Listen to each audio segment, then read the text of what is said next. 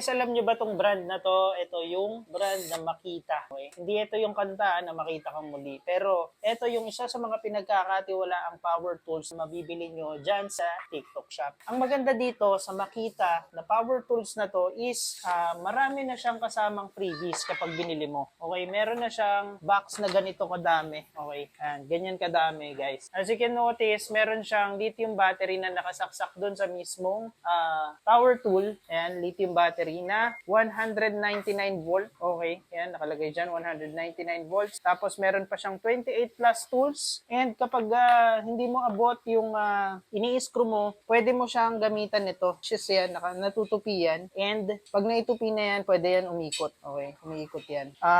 Maganda pa dyan, meron siyang 8, 7, 6, 5, 4. Tapos hanggang ilang mm to? 7 mm. Meron din siyang 10 mm. Ayan, madami, may screw.